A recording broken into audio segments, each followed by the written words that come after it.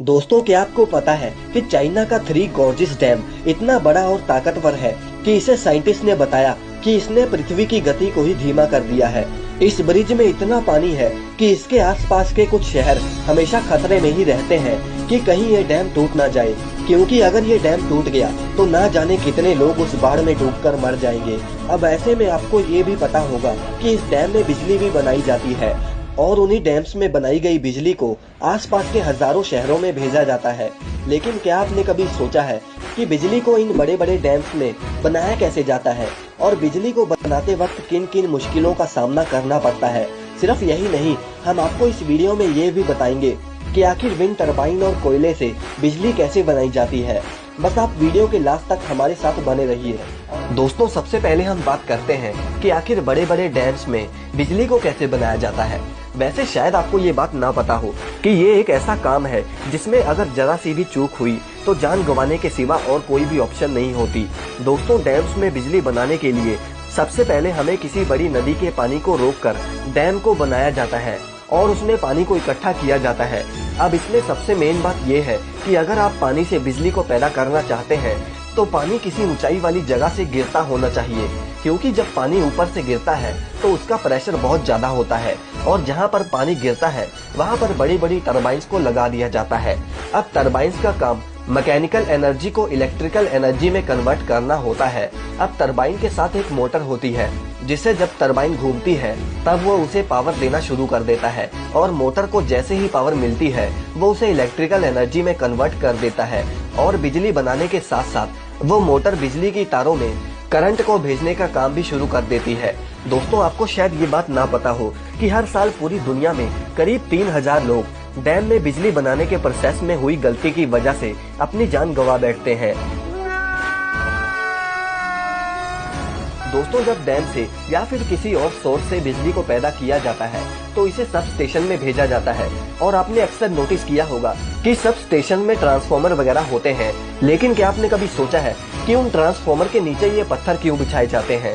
दरअसल इसके पीछे एक नहीं बल्कि बहुत सारे कारण हैं और इसका पहला कारण ये है कि पत्थर लगाने से वहाँ पेड़ वगैरह नहीं उगते, क्योंकि अगर वहाँ पर पेड़ उगा तो वो ट्रांसफार्मर के साथ टच हो जाएगा जिससे करंट भी फैल सकता है। और सिर्फ यही नहीं, ट्रांसफार्मर्स में हमेशा ऑयल को डाला जाता है और उन बड़े ट्रांसफार्मर्स में से हमेशा ऑयल गिरता रहता है जिससे फिसलन भी हो जाती है और उस फिसलन को रोकने के लिए भी इन पत्थरों का इस्तेमाल किया जाता है। और ट्रांसफार्मर में आपने नोटिस किया होगा कि वाइब्रेशन वगैरह भी होती है जिसे ऑब्जर्व करने के लिए इन पत्थरों को लगाया जाता है। और सबसे जरूरी ये है कि जहाँ सब स्टेशन होते हैं वहाँ हमेशा देख रेख की जरूरत होती है और अगर कोई तार जमीन पर गिर गई तो वो ग्राउंड में करंट को फैला देगी जिसे हम स्टेप पोटेंशियल कहते हैं और इन पत्थरों की वजह से स्टेप पोटेंशियल नहीं हो पाता और करंट वहीं पर रुक जाता है। अब आइए दोस्तों, हम ये बात करते हैं कि आखिर विंड टरबाइन से बिजली को कैसे पैदा किया जाता है। दोस्तों, जैसे हम नॉर्मल घरों में बिजली की मदद से पंखों को चलाते हैं, ठीक वैसे ही विंड टरबाइन हवा का इस्तेमाल करके बिजली को पैदा करता है। आपने देखा होगा कि विंड टरबाइन अक्सर धीमी गति से ही घूमते हैं।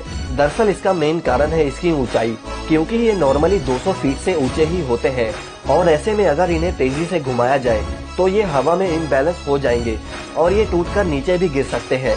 वैसे इसके साथ एक शाफ्ट की मदद से जनरेटर को कनेक्ट किया जाता है जिससे जब भी टरबाइन घूमती है वो उसे इलेक्ट्रिकल एनर्जी में कन्वर्ट कर देता है। इसके साथ साथ इसमें एक डिवाइस भी लगा होता है जो कि इसकी पंखड़ियों की घूमने की गति को भी कंट्रोल करता है और तेज घूमने से रोकता है। अब इसके बाद जो बिजली उसे पैदा हुई उसे ट्रांसफार्मर में भेजा जाता है जो कि बिजली की वोल्टेज को एम्पलीफाई कर देता है और वहां से वायर्स की मदद से वो पावर सब स्टेशन में भेजा जाता है, जिसके बाद ही बिजली हमारे घरों तक भेजी जाती है। अब आइए दोस्तों, हम ये जानते हैं कि कोयले की मदद से बिजली को कैसे जनरेट किया जाता है।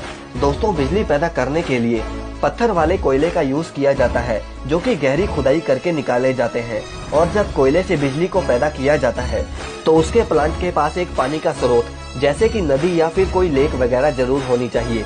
अब इसमें होता ये है कि जब कोयले को बॉयलर में डाला जाता है तब वो कोयले बॉयलर में पड़े पानी को गर्म करते हैं, जिसके बाद जो भाप पानी को गर्म करके पैदा की जाती है उसे टरबाइन के पास छोड़ा जाता है जिससे टरबाइन घूमना शुरू कर देती है और इसी से बिजली बननी शुरू हो जाती है। और दोस्तों, आपको शायद ये नहीं पता कि पूरी दुनिया में सबसे ज्यादा काम कर रहे लोग इसी प्लांट की वजह से अपनी जान गंवाते हैं। क्योंकि इस प्लांट में दुर्घटना होने के चांसेस बहुत ज्यादा होते हैं। तो दोस्तों ये थी आज की वीडियो।